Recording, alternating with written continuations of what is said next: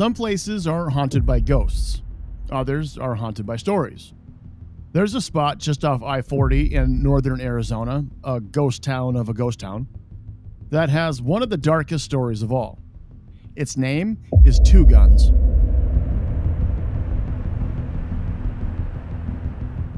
It's a place defined by a bloody legend of massacre and a supernatural curse.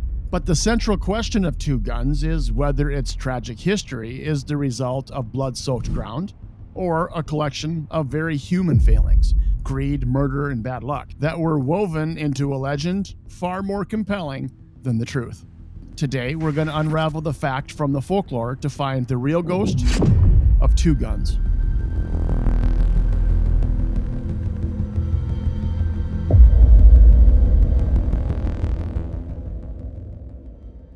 To understand the myth of Two Guns, you have to start with the story that gives it its chilling name, the Apache Death Cave. The legend begins in 1878. A band of Apache warriors, it is said, launched a brutal raid on a Navajo camp.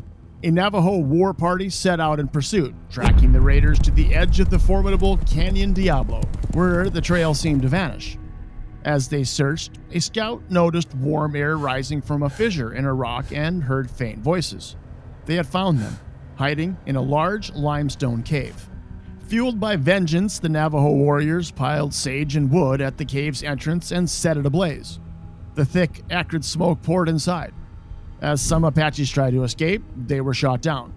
Those who remained, desperate and out of water, supposedly slit the throats of their own horses, hoping the blood could extinguish the flames. It was futile. One by one, all 42 Apaches were asphyxiated in their subterranean tomb. It's a horrific story, an event so violent it's said to have permanently cursed the ground. It's the perfect origin story for a haunted place. But there's a problem. A huge problem, I would say. The story is almost certainly a complete fabrication. Verifiable historical archives, military reports, contemporary newspapers, tribal oral histories contain no record of a massacre of this scale at this location in 1878. As one would say, this is some bullshit. So where did this incredibly detailed story come from? It came from this man, Gladwell Tony Richardson. Richardson wasn't a historian, he was a prolific pulp novelist who churned out over 300 Western fiction books. His father bought this place in the 1950s, and Tony ran the trading post. He wrote this book in 1968, and it's the primary and likely only source for the Apache Death Cave legend. He was a master at printing the legend, and this one stuck. So the bedrock legend of Two Guns was a marketing tool.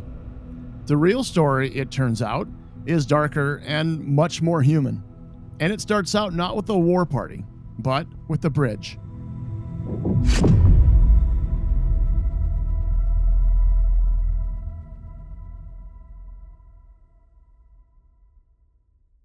In 1915, this bridge was built to tame Devil's Canyon for the automobile. In 1922, homesteaders Earl and Louise Cundiff established Canyon Lodge, a hopeful trading post for travelers on the Mother Road. Business was good, until 1925. That's when a huckster and eccentric showman named Harry E. Miller leased the land. He braided his long hair, called himself Chief Crazy Thunder, and renamed the settlement Two Guns. He built a roadside zoo with mountain lions, Gila monsters, and bobcats, and promoted tours of the Mystery Cave. He was the ultimate tourist trap operator, and while he sold adventure, his partnership with the steady Earl Cundiff was destined for conflict. They argued constantly over their lease. On March 3, 1926, that argument ended in tragedy. Harry Miller shot and killed his unarmed landlord, Earl Cundiff, in cold blood. And this is where the story takes its most inexplicable turn. Miller was arrested, tried for murder, and acquitted. The historical record gives no reason why. He walked free. It was an injustice that would become the fertile ground for a new legend. Exactly. When the law failed to punish Miller, the story of a curse stepped in to do the job. Upon his return to Two Guns, a free man but an outcast, Miller's life began to unravel. First, he was attacked and mauled by one of his own mountain lions. Soon after, he was attacked by a lynx, and then bitten by a poisonous Gila monster. The final blow came in 1929 when a fire destroyed his trading post. Defeated, Miller left Arizona for good. The message was clear. He escaped the law, but he couldn't escape the curse. Not one from a fictional massacre, but one from an unpunished murder.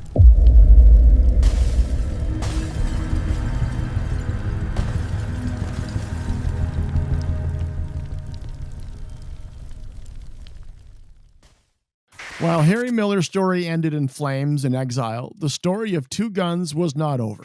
Louise Cundiff, Earl's widow, proved to be incredibly resilient. After her husband's murder, she fought to keep their dream alive. She took Miller to court, eventually clearing her legal title to the land that he had occupied. After his trading post burned, she didn't just rebuild, she expanded.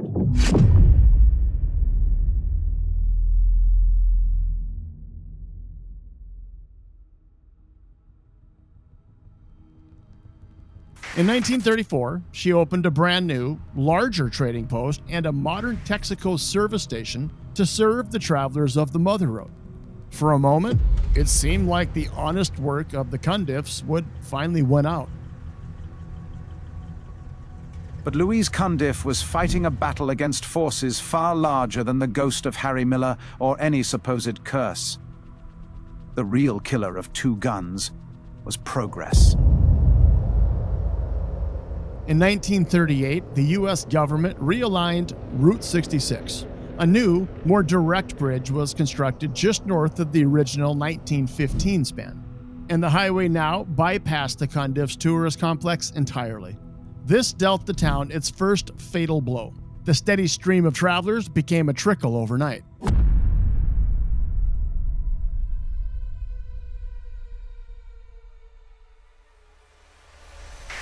The property was sold in the 1950s and then passed through a series of owners for the next decade. Each one tried to revive its fortunes, but all of them ultimately failed. The town was slowly dying. But Two Guns had one last ambitious gasp of life left in it. In the late 1960s, a new owner named Mr. Dreyer saw an opportunity. The new Interstate 40 was nearing completion, and Two Guns had been granted its own dedicated exit. He poured money into a massive revitalization. He built a whole new complex, a modern service station, a motel, a western tavern, and even a new zoo with a reptile exhibit. It seemed like Two Guns was poised for a spectacular rebirth. But the curse, or the town's phenomenally bad luck, wasn't done yet.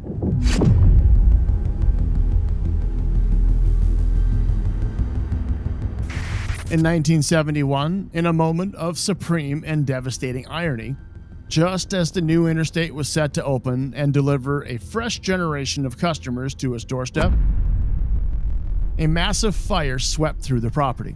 The entire complex, the motel, the tavern, the gift shop, was destroyed.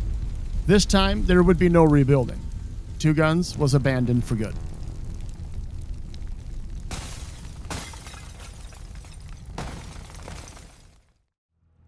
Today, the ruins are a destination in their own right. A pilgrimage site for urban explorers, photographers capturing its stark beauty, and graffiti artists who have turned their newer buildings into an ever-evolving mural. The myth-making even continues, with a persistent but unfounded rumor circulating in the 2010s that a famous Hollywood actor had purchased the property. But the real future of Two Guns is still being written. The property is owned by a development group that in 2020 proposed a massive redevelopment, a modern resort with an RV park, a hotel, cabins, a restaurant, all built around the stabilized historic ruins. So what is the real ghost of Two Guns? Is it the fictional spirits of the Apache Death Cave? Or is it the ghost of Earl Cundiff, an innocent man murdered whose killer walked free? It was Earl Cundiff. Where is the disconnect? It was the innocent man, that was murdered, whose killer walked free. This doesn't seem obvious to you. It was Earl Cundiff. Which poses one final question.